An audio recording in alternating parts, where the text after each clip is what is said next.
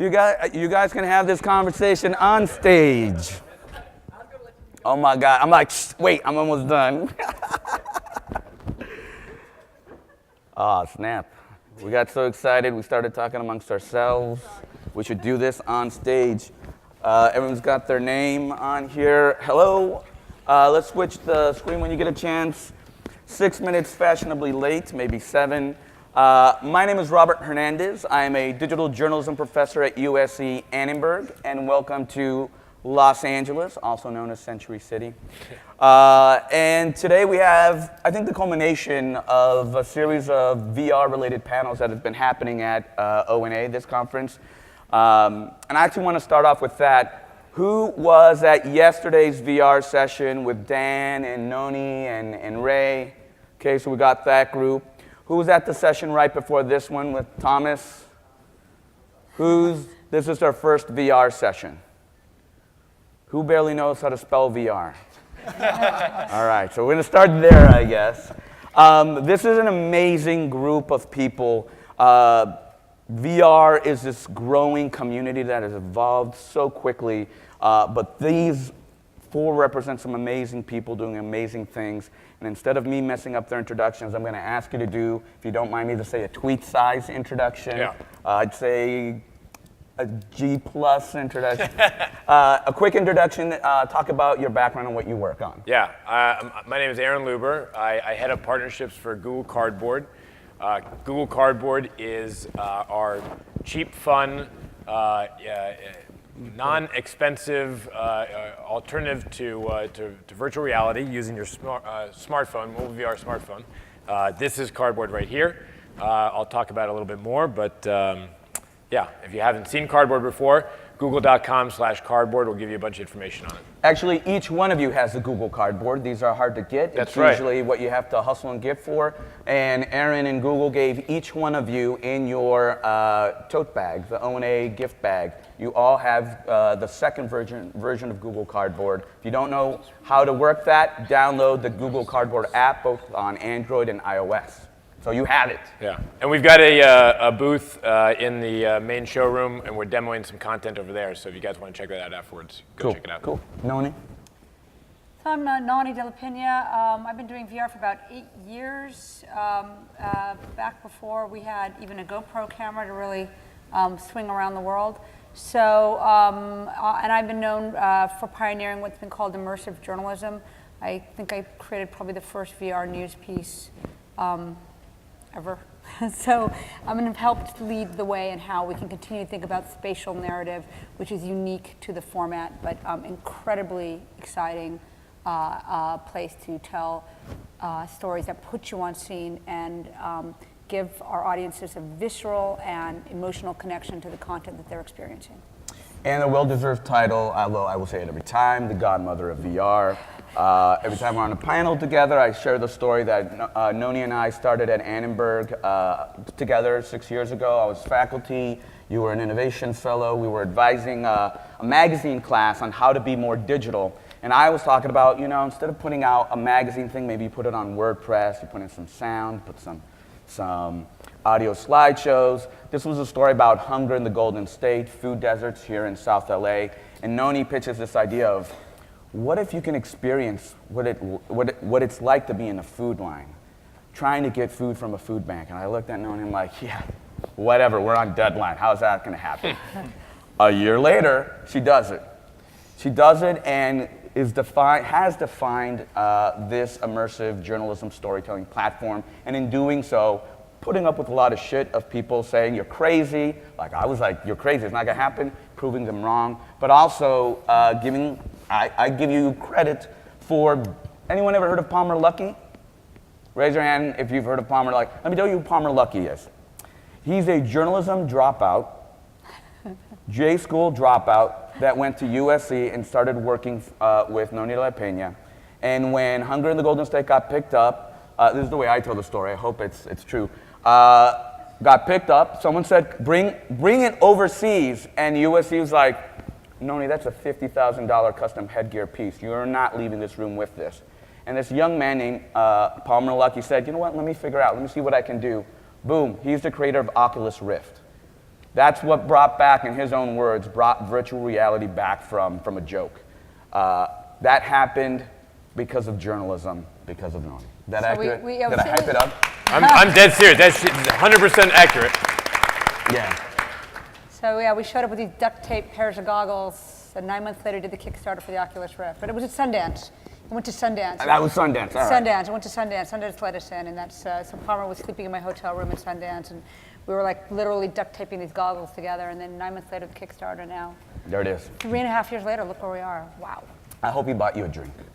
Or you bought him a drink. At that point, I was buying him drinks. And he old enough? Actually, you know what? The truth about it, I wasn't old enough then. You're absolutely right. He wasn't even drinking. God, it's so true. He was 19 in the sale. But the other story about that thing was that at the time when Palmer was thinking about what does he want to do with this goggle career, he was really serious about his journalism, and I was trying to help him get into the journalism school at USC. Oh. And as well as trying to get people to invest in the goggles, I took him around to a bunch of people. But so early on, Palmer was really torn between which direction he was going to go. Was he going to be? He was running the online, putting himself through school and running the online journalism at Cal State Long Beach. And so that deal of like this choice he was making, he loved journalism, so that really helped. It's, documentaries helped make sound with the Nagras, and now journalism has helped create VR. And so I'm always saying, like, I know we sometimes get referred to as lower on the totem. I was saying yesterday that there was one survey and we were rated below real estate agents as being trustworthy. So I know sometimes we get kicked around a lot. It's not fair, but actually have some pride because journalists we do amazing stuff. Do amazing stuff in very Thomas, hard conditions. Thomas, introduce yourself, sir. Sure. My name is Thomas. I live in Toronto. I'm a German-Canadian filmmaker and I guess digital innovator. I've worked in feature documentaries, made films for the last 20 years, and worked in interactive media at the same time, and have now basically gone into VR because it marks a beautiful merging of these two things. When I was young, I used to code and build hardware, and then I started to make films. And recently, we got quite a bit of money I've been creating narrative pieces for VR, and as a filmmaker, I needed the 360 players that are out there don't really do what I need them to do to tell a story. So we've just got quite a bit of financing, and I've been working for the last 6 months on creating a platform for filmmakers that gives them control over the experience and allows them to tell a story. And we're going to launch that in a couple of weeks, and Google will buy it. Let's talk afterwards. Okay, all right. I would try to hook you guys up. One of the first films I saw was demoed. Moz VR, Mozilla Foundation, has two guys dedicated to try to figure out how do we make virtual reality something accessible like a web page, not locked up in Facebook or in Oculus walled garden. How do we make it available? How do we make it optimized for even mobile devices in a mobile-first world? And that's where I saw your piece, and we got to meet at South by Southwest, and you've been teaching me so many things that has influenced my VR journalism class. I just was at his session. I'm like, I gotta go run. I'm gonna sit back. I couldn't leave. Your session was great. The film, we'll talk about that in a little bit. Really great stuff. And then Ray Soto, introduce yourself, sir, and why you chose journalism over making magic money in video gaming. So yeah, my name is Ray Soto. I'm a veteran of the video games industry. I was an art director, leading and building teams to create mobile apps, AAA PC games and whatnot. And recently, I guess over the past year, became an immersive journalist. It's kind of wasn't in my career plan to move into this industry, but I saw an opportunity once Gannett approached me to work on a project called Harvest of Change. Who saw Harvest of Change last year? It was a long line to see it. Cool. Yeah, so it started off as a 5-week contract, just come in, create art assets, build a virtual environment. After more discussions and kind of seeing the opportunities there to create very unique storytelling pieces, I decided, I'm going to go ahead and make that switch and commit myself to working with some of the best storytellers to truly build something great. So that's kind of the long and short of it. Cool. Can we go back to my slide for 1 second? So we don't have slides here. What I created was something called a collaborative document. If you go to bit.ly/ and it's case sensitive, ONA15 Immerse, it will take you to, I'm going to click on it right over here. Someone tweet it out for me, please. It takes you to this collaborative document. Look at me, like, being awkward. Where's my keyboard? Wait for it. There it is. Reconnect. So you log on there and you add your notes. There are no slides. We're crowdsourcing the notes. I've added at the bottom of this document links to the previous 2 sessions with the link to the hashtags and some notes that they've taken there. Both sessions have been, all previous sessions have, audio has been recorded. This is also being recorded, not only audio, but video as well. And I was thinking this could be our O&A VR hub that you all can help maintain. So no slides. We don't have to have that. If you want the video of us, because you like us twice as much, you can put that back up there. So this is an open conversation. There's a microphone right up front. You do not have to wait to get to the Q&A part. I have a couple questions I want to ask. You can ask questions of each other, and of course, please come up and ask those questions. But my first question, we'll start from the ground and work our way up, just like Drake. Is VR hype, or is it not hype anymore? We've been promised VR forever. I have a photo of Angela Lansbury from Murder, She Wrote putting on virtual reality headgear. This has been promised for such a long time. What for you made it, assuming it's crossed the threshold that it's not hype? What was that moment for you? How do you defend it when people come up to you and say, oh, VR, this shit again? It's like 3D TV. Anyway. For me, it was, having the initial conversation with Gannett and journalists. What are the opportunities there with virtual reality? And, when Dan Pacheco handed me, hey, you have to check this piece out by Nani de la Peña, it blew my mind. I saw the opportunities there. Wow, this is actually something that I can use as a tool to create something that actually moves people. It was that experience right then and there that made me decide, okay, I'm going to give this a shot. And as we were building Harvest of Change, going through the production process and then getting the videos in and putting it together as a kind of a long-form story piece, I kind of wanted to keep that going. And then you started seeing other companies, and I started, discovering more videos, and it's been crazy over the past year where it's going. It's exploded. Yeah. Aaron? I can say, from a Google perspective, from a large, high-level perspective, I get asked this a lot of times, and I think it's Google, Facebook, Samsung, HTC, major companies that have defined a tremendous amount of technology. We look at this not as like an entertainment thing or a gaming thing, whatever. This is the future of computing, period. This is where we go from a computer to a touchscreen to something that is immersive and presence, so many things that is absolutely, you look at a trajectory of where technology is going, and that is why we are so heavily invested in this. And so anytime that we talk about this being hype or something like that, I mean, there's so many applications. Journalism is such a phenomenal opportunity for us to immersively take us. And again, the work that Nani has started and others have done, Gannett, and I mean, like, we are at a precipice of where we are going for a whole game change for the way that people will interact and experience things. I know we kind of throw that term around, but like truly, and it's not going to happen tomorrow. It's not going to happen necessarily it's all happening now, but it is truly, if we looked at mobile 10 years ago and you showed somebody, a smartphone, you had been, I started my career in mobile video at a studio, 20th Century Fox. And 10 years ago, people would be like, what the hell are you talking about, man? A video on a phone? Like, no way. Why would I do that? I'm not going to watch video on my smartphone. They're small. It's a small little screen. And it takes some time, but like, we are on a trajectory where this is the future of where technology and computing has taken us. Thomas says, I want to save you for last noting. Thomas, you were a filmmaker making documentary films. What made you pivot and what made you say, I'm going to try this, this is legit? Well, again, it was trying to bring the tradition of filmmaking together with what I saw as an emerging medium, and I was asked for a huge 10-part series to create something immersive, and this was before the whole VR thing took off. But it's sort of within our production, suddenly that footage that we had could suddenly be seen in a different way. For me personally, that was a momentous moment that I remember very, very well. I think it's because I genuinely believe that the let's call it the reintroduction of VR is as significant as the printing press. It's going to change things. I do think at the same time that in this moment in time, we are seeing it's a little overhyped. Yes. I mean, it's here to stay. It's going to change our world. But there's a frenzy that is irrationally good for us because people are interested in it. I disagree with you. Yeah. I would have said that maybe even a few weeks ago, but having just been to Oculus Connect, two things happened. At Oculus Connect, and I was blown away by yet the latest stuff that they're making.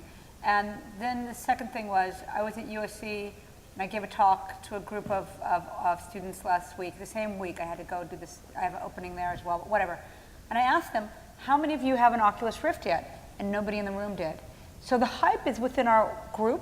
Like, we're all really excited, but what I mean is, it's just starting. Yeah, Like, it's all not that extreme. space. It's not No, wild. no, Yeah, and so absolutely. that's why I think the hype is quite energetic, but the energy is because, we just don't have the headsets out there yet. So as soon as the distribution, Google Cardboard's That's what a made me really think, like- wonderful piece in all of this.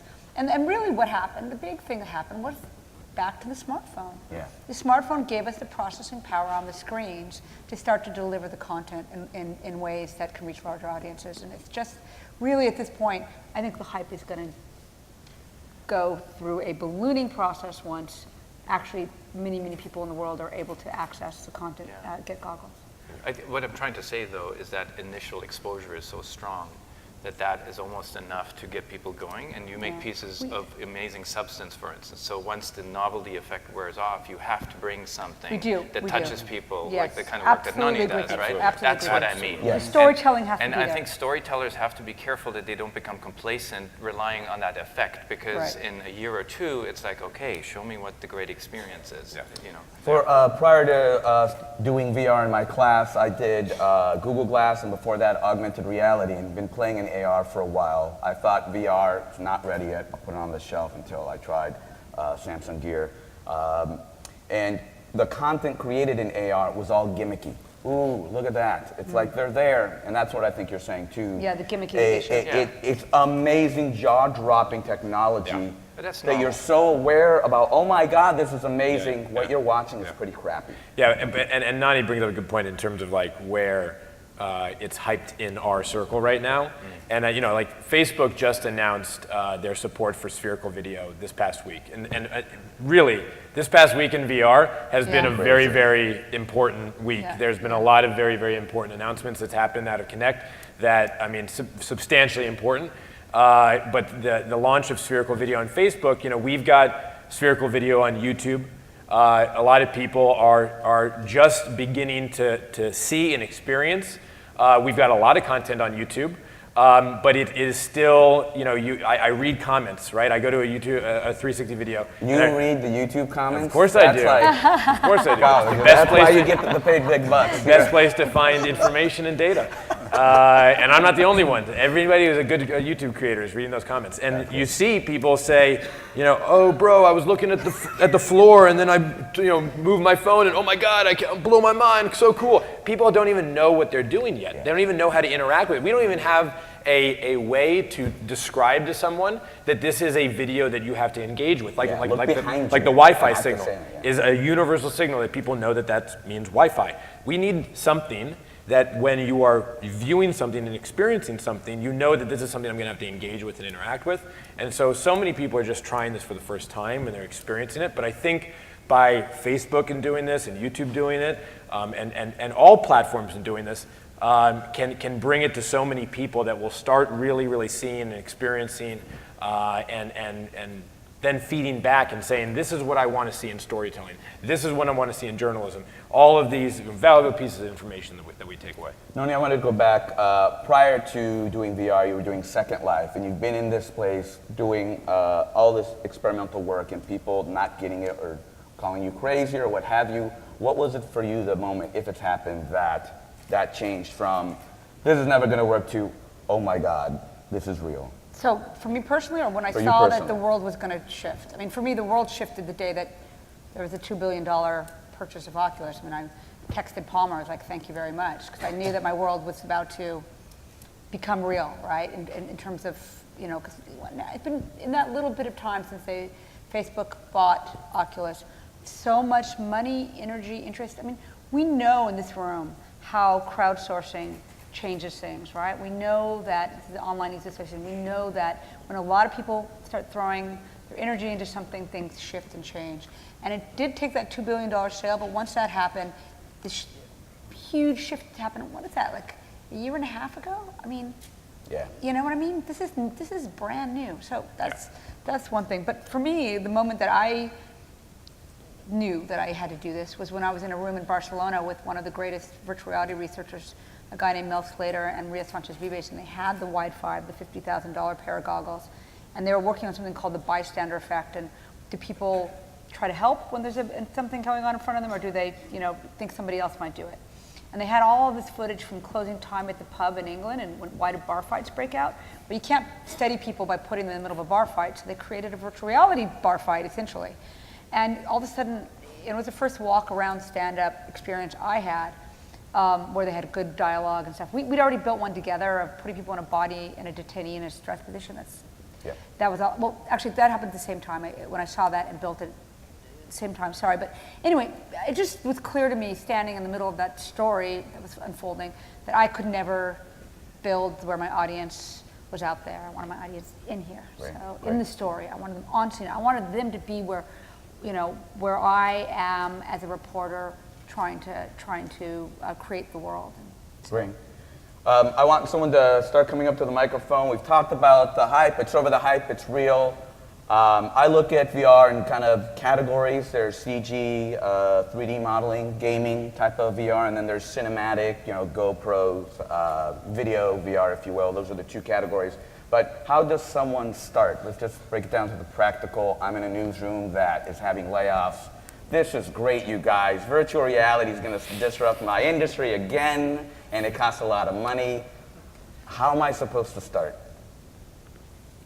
That's And come up to the microphone, please, if you have questions. that's a big challenge. The one thing that I feel might be a concern is we don't want to screw this up. There might be an opportunity there. We're seeing all this virtual reality content that's starting to kind of, be released on different platforms, and it's a bit scary for someone trying to get into virtual reality.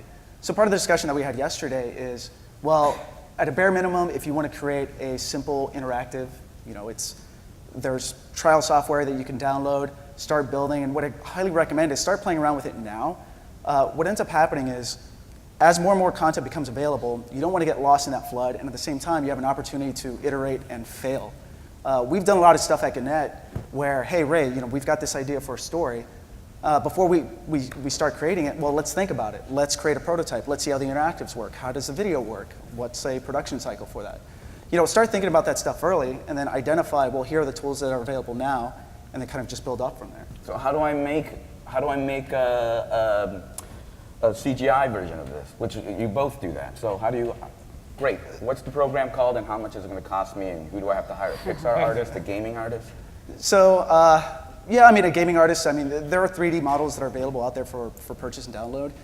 From my perspective, as a former game developer, you have to be very careful. Anyone can upload that content, you download it, it's not performance friendly. Not only that, it's very limited with how it animates and on from there. But to get started, start the way I do, reference material, just like you would building any story. I always go to Google Maps to get a reference image for an environment. I build to scale and I start creating assets. I reach out to our photographers, shoot me 30 different photos of the tractor in Iowa from every perspective that you can, and have someone stand next to the tire so I can start building to scale. It's just a lot of reference material and then constantly just iterating back and forth. So, as far as programs go, we use Unity 3D, and there's a personal edition now available, which is free. So you can get started now and start, pulling in Oculus and Google APIs and just Unity's got a great community for answering all those questions. But really, Robert, put it in perspective, right? Avid was hard and expensive, right? Yeah. The Steam Deck was hard and expensive. And I've worked on both of those. That's how old I am. And now then we got Final Cut and then iMovie and now you can start editing stuff up on the web. So these shifts, it's a little bit hard now. But to me, it's not necessarily, okay, I can tell you things about the new Theta camera that's coming out. Yeah. The people are going to be shooting on that in December for 360. There's all kinds of beautiful rigs on the high end, like the Neo, which is Johnson's new camera, to low end, which are handheld 360 cameras that are wirelessly go straight to your phone. So you're using your phone as basically the input device, but the Theta makes it into a 360 video. So that's going to be cheap and easy on the ground, and it's this big. It's this tiny little thing. And the Neo's this fancy, big, new jaunt camera, which has got like 12 or 16. I'm forgetting how many. 24. 24. Jesus Yeah. Christ. One, essentially like a high-end 24 camera for each cameras eye. together.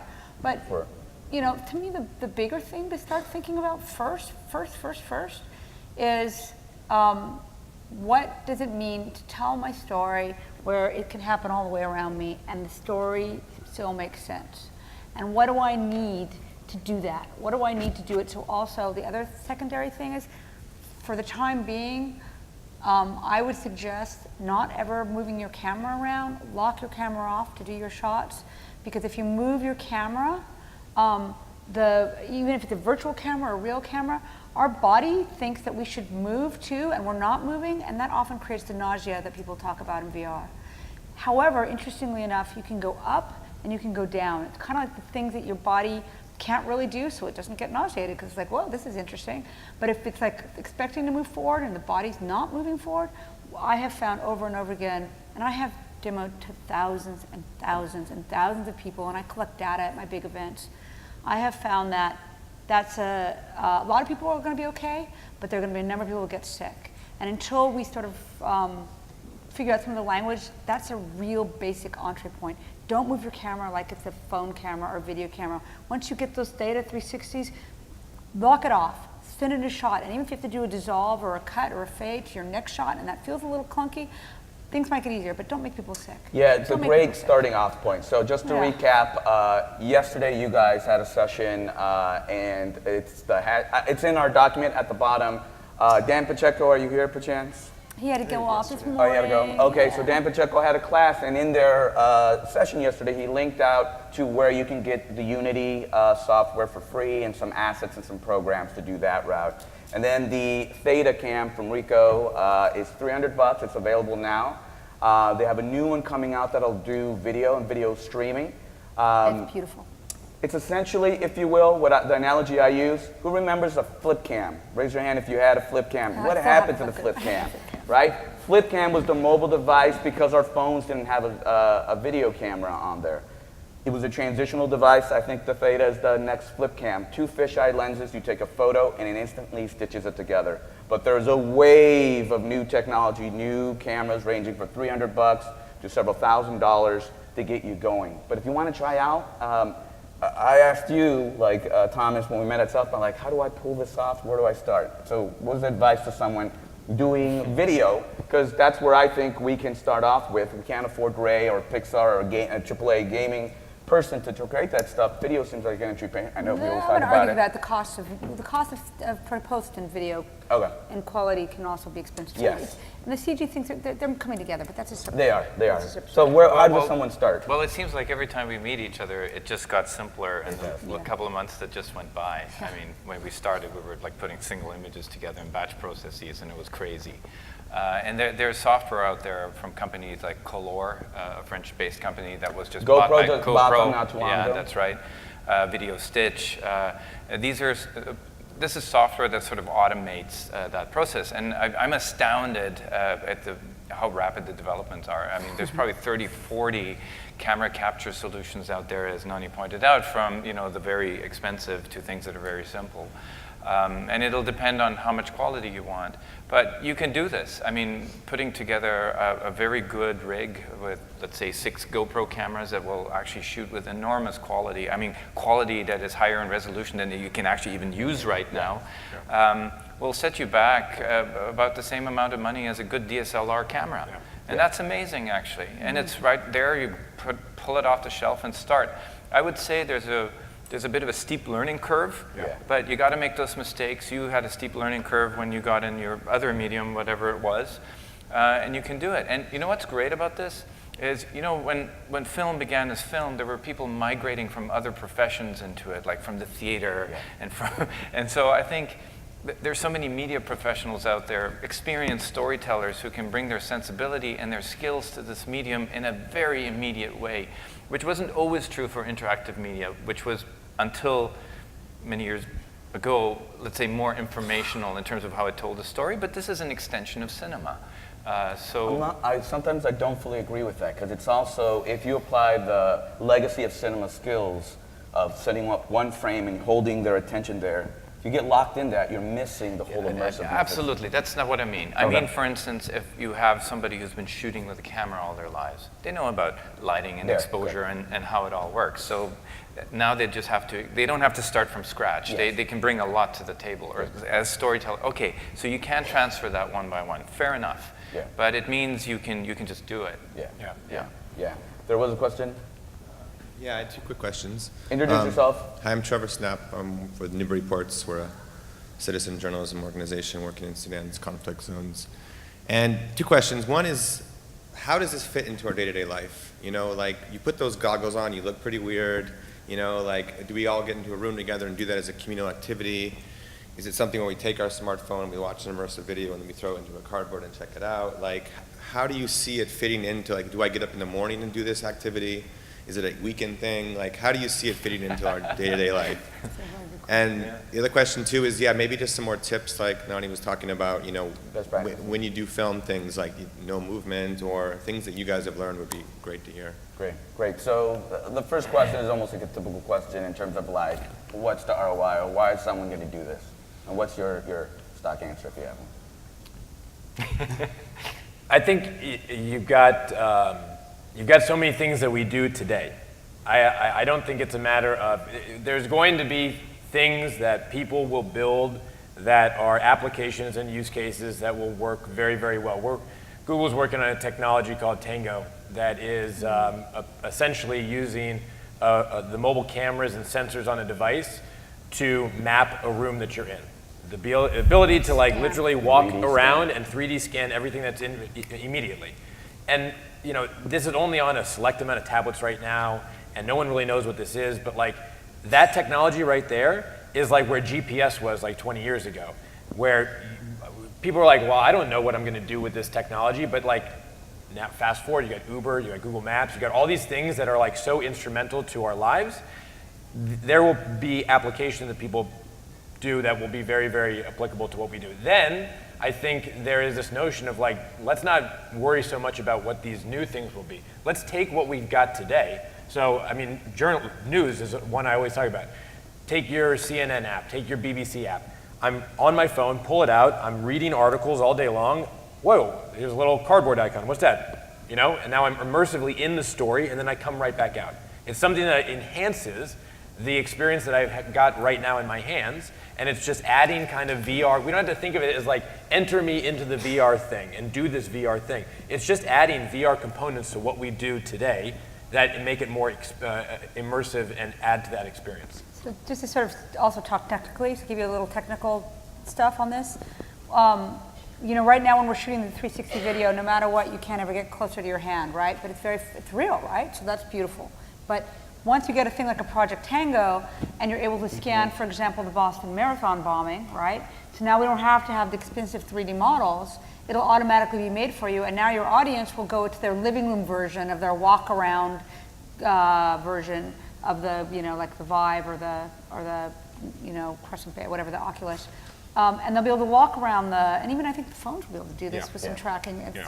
We'll be able to walk around the Boston. Your audience will be able to walk around the Boston bombing, right? They'll be able to stop and look and see over there, and, you know, depending on how much room they have to walk around, that's how far you can scan. And that's going to be really powerful too. And we're already doing this. Like, there's you know, there's a project at YouTube that is, and I've seen others where literally it's like, imagine a stadium, right? You've got all these people in a stadium that all have a camera in their pocket, a mobile phone, and they're all capturing video from different areas.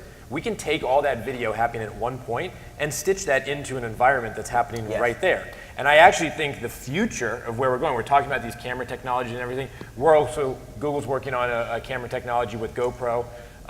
The future is not out facing out, it's out facing in. I think we will have cameras that surround us everywhere when we talk about like what does basketball look like in the future, what does soccer look like in the future. You've got cameras that are going to surround a stadium and everything's going to be captured this way. I would love to get your thoughts on that. This way, so that we can film and then move around like you say. And I would do see that's going to be the future. The spatial, and that gets me back to spatial narrative. Like if somebody can move around a story, right? How do you know where they're looking? Yeah. And that's designing for that principle. I keep trying to say to somebody, like people, like I make with all these filmmakers who go like, and then we'll do this. So like, hang on a second, just try and stand in the middle of that shot.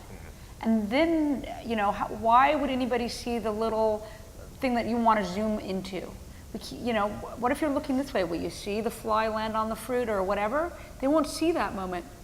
So therefore, how do you think about the spatial narrative principles? And that's something which I'm constantly also trying to harp on. The stock answer I give is I remind them the narrative of the cell phone.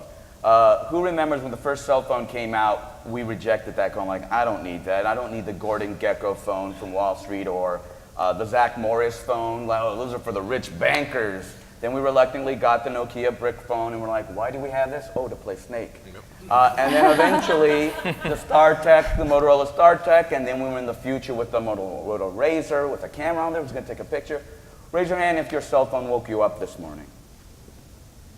Right? It's the first thing we look at when we wake up. It's the last thing we look at when we go to sleep. Mm-hmm. It's within arm's reach 24 hours a day, 7 days a week, and somehow our significant other is okay with that. Right? So that's what I look at. It potentially could have that. Quickly, best practices. That was the second question. Other things about that?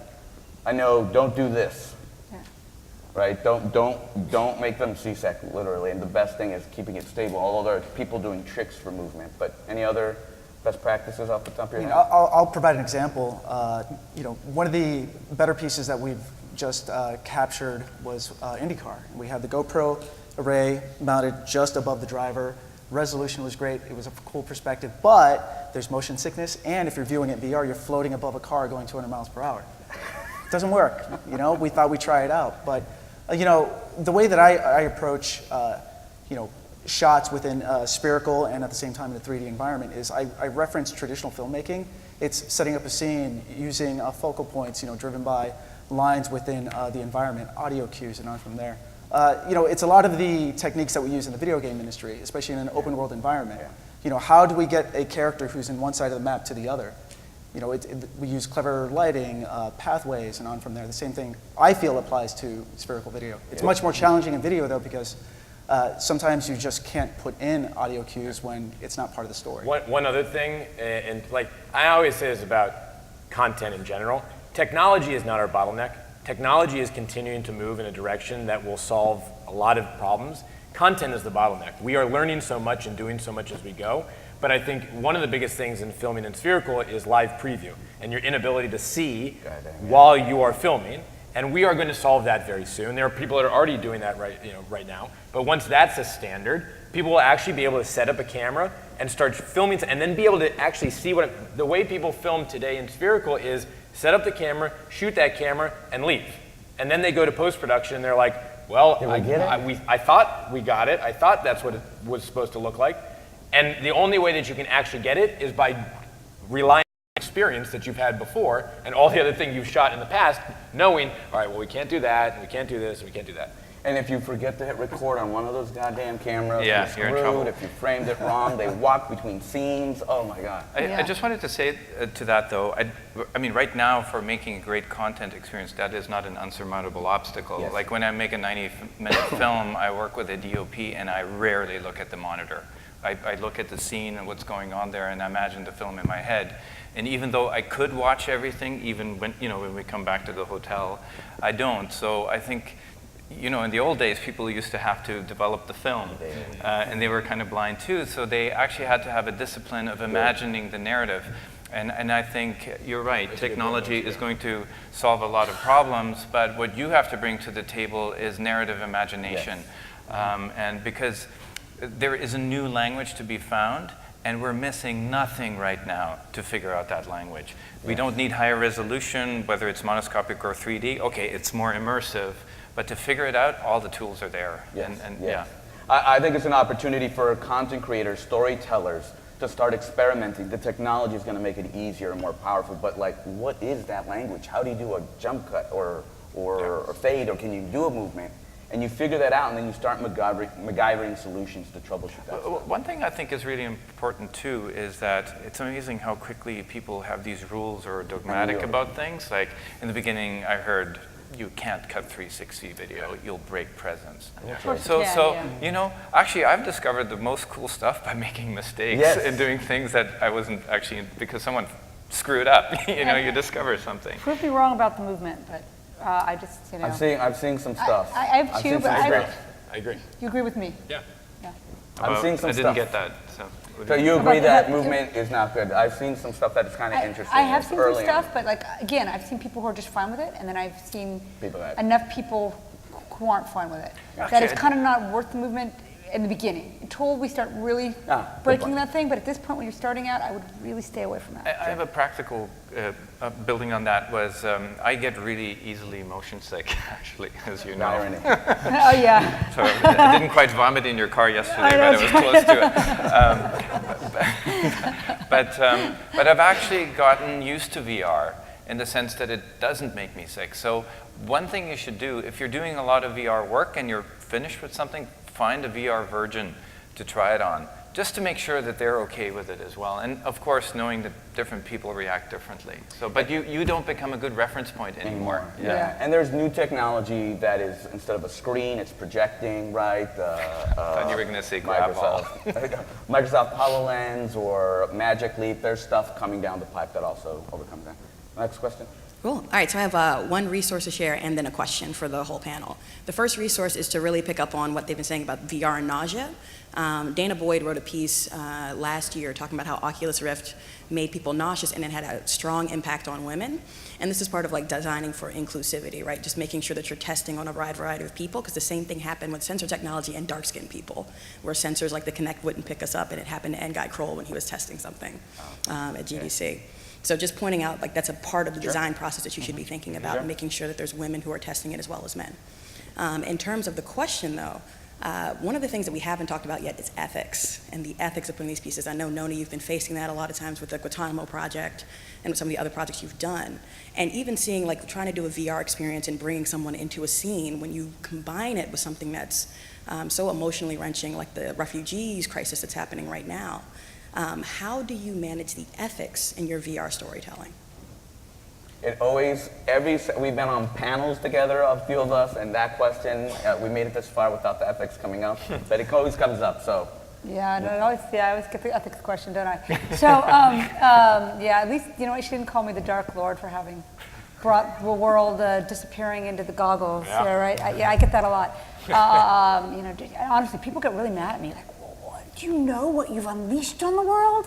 But that's great. I know. Anyway, but the truth of the matter is, there are best practices that we as journalists have worked so hard to try to understand, right? We used to call it objectivity, and we realized that objectivity was just kind of a false term.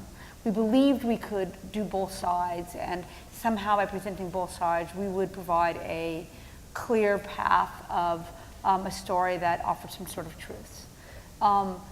Now we call it transparency. So there's transparency on all different sides. You have to be transparent about what you're asking your viewer to watch. This content has X, Y, or Z in it, and I've had people say to me, oh my God, my mom died of a seizure in front of me, I can't do your Hunger in LA piece. Or, you know, you've just got to give people some sort of, as they call them, trigger warnings, right? To me, the question really here in ethics stuff, if there's an issue that I've been really thinking hard about, and I go to my head because I am visualizing what to do about this now, is how do you bring in transparency into the VR experience? Because once you've got that headset on, it's not very easy to click through to documents or, you know, be on the web or, you know, so what does it mean to give our audience an experience that still allows them to feel that the source data that the journalist has relied upon to create the piece is still accurate and based in good, boots on the ground, traditional journalism. So that's something which I think I've been thinking a lot about lately. Like, after first thinking about, oh my God, how do I use these tools, and learning how to do C# programming and all the stuff I needed to learn so I could make the things. And then, get better people to help me now. First going through that breakthrough, and the next breakthrough is, wow, I just made this story about a guy who got beaten and tased to death by more than a dozen Border Patrol officers, in which I was partnered with a great investigative journalist who also did the piece with PBS Need to Know. So we're talking about very good journalism. But there's a section of the story that was so important when this guy grabbed it off really bad, grainy cell phone video, and he walked over and he went to talk to another cop and said, do something about this, and the cop didn't. But it happens back here, and the beating's happening over here, right? So thinking spatially, I made the piece, and that thing happens over here. But everybody's so engrossed with the beating that nobody goes to see this important key moment where this really hero is trying to stop the violence. And that was a spatial narrative problem. So spatial narrative is the next thing I was grappling with. How do we tell these stories so important key moments like that don't get missed? And then the third thing now, I'm talking about what is crucial in these environments to think about. Ultimately, what I think is the key ethical issue, which is what is the best practices in journalism that are coming to bear on these pieces. I would add that this is technology where you can literally create and invent anything real or anything you can imagine. And we are wired to be journalists, so what determines our ethics and what we create is our values, right? Our credibility. Just like this technology, we can invent anything. It's just like Twitter. I can tweet something that's completely made up, or I'm a journalist with my ethics and my value and my credibility. I'm going to tweet something that is legit and accurate and ethical, right? Anybody can abuse this. But when they apply it to journalism, I'm always scratching my head. Just because this new piece of technology is here, you don't stop having those core values. The other thing that I always think about now is that when we were in Barcelona, you got this question, and one of the first questions were, don't you feel unethical for manipulating people's emotions? And they forget that a good text lead, a good photograph, a good clip of ambient sound, a good video clip will grab you, manipulate your emotions. But we're doing it for the purpose of journalism, to inform our community, right? That's the framework that people forget. Following up on that, I just wonder where privacy lives in this. If you don't want to be, first of all, I'm Susan Walker. I teach video journalism at Boston University, and we actually had students down on the finish line of the Boston Marathon bombing. And frankly, it seems horrifying to me that we would even think about an immersive experience based on just some of the victims' privacies. I embrace new technology. I just wonder how you control it. Things that we teach, you have to, get permission to shoot in private places. Horrific images, victim impact. How do you think about that? Are there filters for that? How does that work? Yeah, so my image of the Boston Marathon bombing was the aftermath, not directly with the victims, since they're, I'm thinking about like all the post-yellow taped lines, right? But if you're live streaming, that is a very interesting question, because with the Project Syria, where I put you on at a scene in Aleppo where a bomb goes off based on real material, and I had to go and collect all the after the bombing, because the first clip ends, of course, with the bombing, and then I had to go find all the journalists. That was a crazy piece. All the locals who were filming with their cell phones and capturing audio material, and there was a lot more blood than I depicted. I actually toned it down. And that was just a pure judgment call on how do you do these pieces that they inform what you need them to inform without being over gory. On the other hand, I thought also a lot about how when the first Vietnam images came through our television sets, and people were freaked out about how strong that imagery was. And the other question, that comes to this, well, are you going to make people, they see so much stuff, they get a nerd and they don't care anymore. But I think we also employed a certain amount of self-censorship. And the victim right thing is a really, really interesting question. When we as journalists, it's just that super, super fine line that we know we have to always follow. But I sometimes feel like one of the reasons Syria has taken the US so long to wake up to this crisis is because the imagery coming through in the US compared to what I was seeing in BBC in London was so filtered and toned down, it was a problem the other direction. So it's a real interesting line, and I think that people like you who are teaching journalism and have students and can experiment with this are going to help shape this future. Just a quick follow-up. When you're shooting something straight on, that's almost a visual cue to somebody that they're being videotaped, So that's something that involves an interaction. How do you know you're being videotaped when you're videotaped everywhere? I mean, is there something that you can show or do that shows that? I just recorded in our new building at Annenberg. You check out our VR tour at the Annenberg booth. I did. There you Remember, go. it made me a little... And everyone stared at this camera, and it stands out. It definitely stands out. But we are in a world where, is Victor Hernandez here at the moment? I was giving him a hard time. He's got a little lapel camera that is taking photos in real time all the time, right? It's a reality.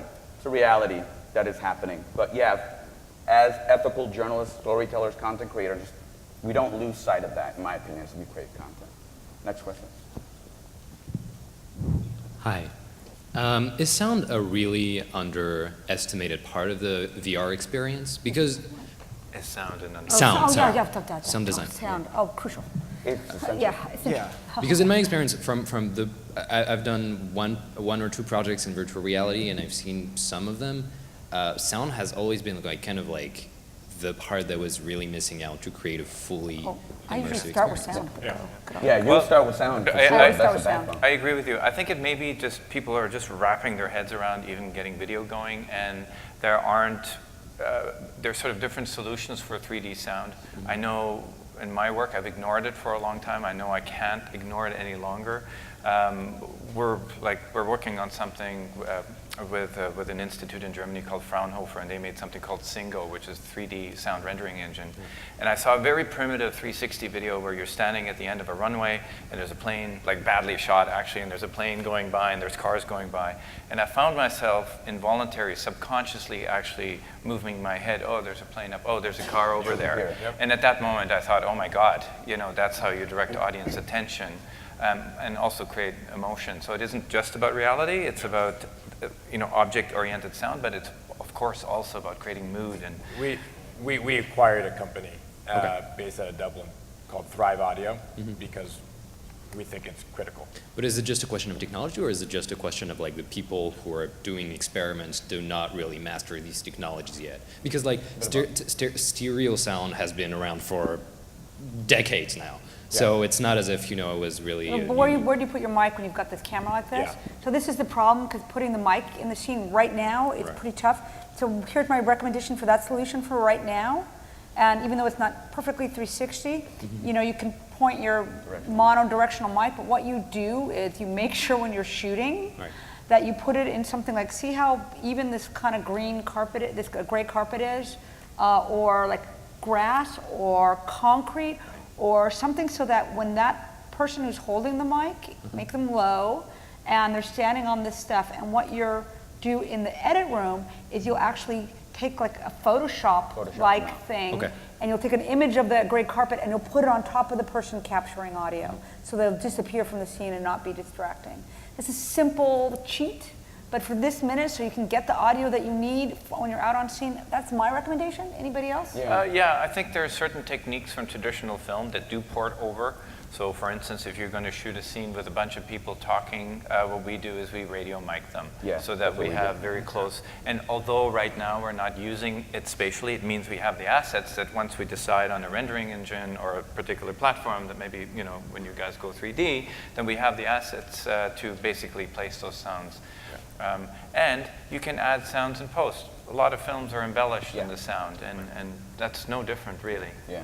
When I've gone to VR meetups, out of 20 people, I met one sound person. But then I've started to see rigs show up. There's a company here that had this molded ear microphone thingy where I was like, oh, they're working on something. So technology is there, but when people start off, they're thinking about the video first, and then they realize, oh, that's pretty limiting. What else can I do? And it starts building up. One mistake you shouldn't make is to say, okay, we need this cluster of microphones in the middle to capture the whole room in a spatial way. put it. Because yes, you can, but that person walking far away is not going to be heard properly. And sound is very subjective. Of course, it's unnatural to hear a voice really loud of someone being far away, but when you're in a movie, so people on the horizon, you might actually hear them. So it isn't just approximating reality, it's also quite subjective. Yeah, So. yeah, absolutely. And those omnidirectional close mics, they're just going to sound bad. And when it sounds bad, then the film won't be good either. So, Our last question, and then we'll wrap up. My name is Mario. I'm from Rome. Wondering, this is apparently the third panel on this issue. Shouldn't we begin to think about a new name to VR?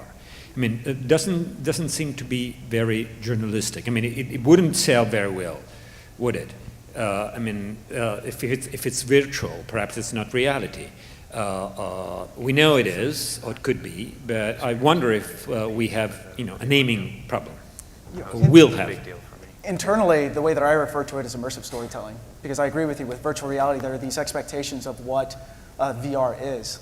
When you look at our first experiences with VR, I remember seeing in the movie Lawnmower Man, expecting something like that, and it's pretty terrible. But now, since we're incorporating video, spatial audio, 3D game elements to tell a story, it's immersive storytelling. I mean, that's what I call it. Yeah, it's funny. I was a little dogmatic when I began around the whole thing. I sort of kept talking about what I call the aura of the real, and I do believe the aura of the real is very important in terms of relating to actual things. And I always said, well, if it's CGI, we're never going to really feel emotionally close to it. And then where did I see your piece? It was in Paris, I think? Yeah. Yeah. So I saw Nani's piece about domestic violence. What is it called? It's Kia. Kia. And what you did is you used a 911 voice recording of a domestic dispute that ended very badly. But it was shot in a CGI environment. And I don't think you tried particularly hard to make everyone super realistic, with hair and Pixar stuff. I wanted it on the phone and the phone processing power, so I was testing Yeah. what could we get away with on the phone and still make it work. And I was floored because the authenticity of the sound actually made everything authentic and real. So I think as long as you have an element, well, again, no rules, but this is going to your question. I think that piece does something that you couldn't have done in any other way. Had you had actors, well, it's just a reenactment, and that just changed everything. And them being more realistic, I don't think would have actually added even more to it from an emotional impact, because I was maxed out. Yeah. In augmented reality in years and doing that's been a debate every year, but I would say VR, people know what that is. They might have assumptions from movies in the 80s and things like that, but I don't think I don't think we should spend too much time of does virtual and the virtual reality really undermine our credibility? What does the MP and MP3 stand for? Yeah. Right? It's just going to be a name, just like the Wi-Fi has those icons. Yeah. It's just a thing. I think it's more important that people understand that they can do something with this, not what we call it, just that people understand that this is different from my lean back experience of just watching something. I have to do something. I have to engage, I have to move, I have to do this, I have to listen, it's a whole, it'll be hopefully a standard that people just kind of oh yeah, that's. And this is changing fast. There's mixed reality. There are all these different types of things that are emerging. And so I think the takeaways start now. Start experimenting, learn, fail now, practice. One beautiful thing that I like is how this community of legit storytellers who are about storytelling, not just about technology, but really about the content and storytelling and the power, are really collaborative in sharing their knowledge and experiences, our failures and successes. So thank you for joining us and sharing your knowledge. Thank you guys for coming out and joining us. Enjoy the rest of the conference. Cool.